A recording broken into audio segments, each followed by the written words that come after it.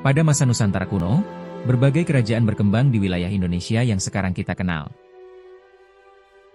Sebagian besar berdiri di lokasi strategis seperti di tepi sungai yang menjadi jalur transportasi penting. Beberapa lainnya terletak dekat pantai, memanfaatkan jalur laut untuk perdagangan internasional. Ada juga yang menjadi pusat perdagangan kuno, menghubungkan berbagai wilayah Nusantara. Mari kita lihat letaknya di peta Indonesia.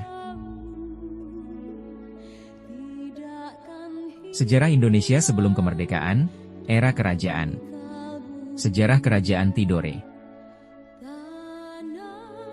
Asal-usul dan berdirinya Kerajaan Tidore. Di antara gugusan Kepulauan Maluku, ada satu kerajaan besar yang pernah menguasai jalur rempah dunia. Inilah Kerajaan Tidore, salah satu kekuatan maritim paling berpengaruh di Indonesia Timur. Kerajaan Tidore diperkirakan berdiri pada abad ke-13, berpusat di Pulau Tidore. Raja pertamanya dikenal sebagai Sultan Alauddin Shah. Bersama Ternate, Tidore merupakan bagian dari 4 kerajaan besar Maluku, yaitu Ternate, Tidore, Bacan, dan Jailolo. Sejak awal, Tidore memiliki pengaruh kuat dalam perdagangan rempah, terutama cengkih yang menjadi sumber kekayaan dan perebutan kekuasaan di kawasan Maluku. Masa kejayaan Tidore. Puncak kejayaan Tidore terjadi pada masa Sultan Nuku, pahlawan nasional Indonesia. Di bawah kepemimpinannya, Tidore berhasil melawan dominasi VOC Belanda. Membangun aliansi regional dengan kerajaan-kerajaan dan suku-suku di Papua. Menghidupkan kembali kedaulatan kerajaan setelah masa tekanan kolonial. Sultan Nuku dikenal sebagai simbol perlawanan dari Maluku Timur. Hubungan dengan bangsa asing. Berbeda dari Ternate yang lebih dekat dengan Portugis dan kemudian Belanda, Tidore menjalin hubungan erat dengan Spanyol sejak abad ke-16. Alasan utama, Spanyol ingin menandingi pengaruh Portugis di Ternate.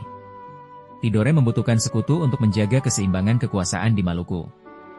Hubungan ini membuat Tidore bertahan lebih lama dari tekanan kolonial Belanda. Wilayah kekuasaan yang luas.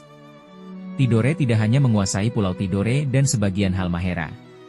Pada masa kejayaannya, wilayah kekuasaan Tidore meliputi Kepulauan Raja Ampat, Teluk Cendrawasih, dan wilayah pesisir Papua. Ini menjadikan Tidore salah satu kerajaan Nusantara dengan pengaruh paling luas di timur Indonesia. Masa kemunduran. Memasuki abad ke-19, kekuasaan Tidore perlahan melemah karena dominasi VOC dan kemudian pemerintahan Hindia Belanda, perubahan jalur perdagangan rempah, dan konflik internal dan menurunnya kekuatan militer. Meski begitu, sistem Kesultanan Tidore tetap bertahan hingga masa modern. Tidore pada masa kini. Kesultanan Tidore masih ada sebagai kerajaan adat dan budaya, berperan dalam pelestarian tradisi Maluku Utara, upacara adat, seperti Kololikie, menjaga sejarah peradaban rempah Nusantara. Kerajaan Tidore bukan hanya cerita tentang rempah, perang, dan diplomasi. Ia adalah bukti bahwa Nusantara pernah berdiri sebagai kekuatan besar yang dihormati dunia. Jejaknya masih hidup hingga hari ini, di tanah, budaya, dan sejarah Maluku Utara.